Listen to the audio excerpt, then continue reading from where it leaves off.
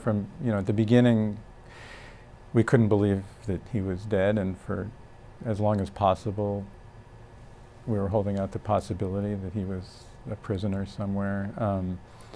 And now it seems as though that hope is gone, but I think our position is still, let's take this one step at a time.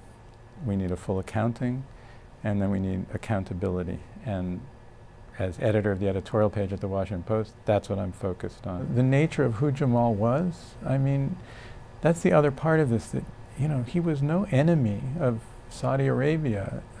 He wasn't anybody's enemy.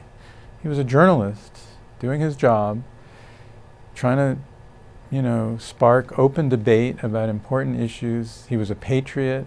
He wanted the right thing for Saudi Arabia. He was even rooting for the Crown Prince to succeed in his reforms. He had these ambitions and dreams, some of which we shared here at the Washington Post, to expand the platform for voices, particularly in or about Saudi Arabia and the Middle East, to allow for the kind of open debate which he felt those countries are entitled to and people there want, but their governments don't allow. So I think this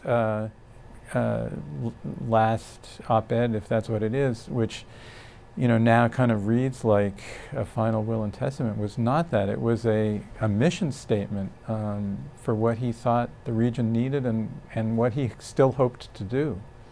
Here's what we know. Jamal walked into that consulate on October 2nd, and he didn't walk out. The Saudis know what happened.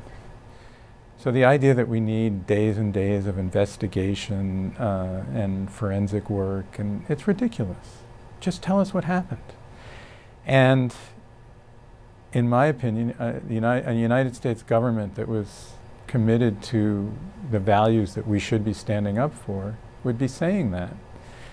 We wouldn't be sending people over to smile next to the Crown Prince. We wouldn't be raising ridiculous theories about rogue operators. We would be saying, we need the facts, we need them yesterday, and then we can figure out what the right policy is.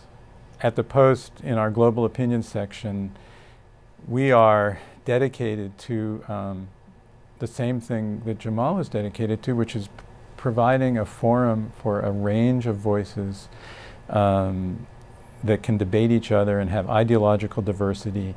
And particularly if we can do that for people who are living in countries where the governments don't allow their own press to do it.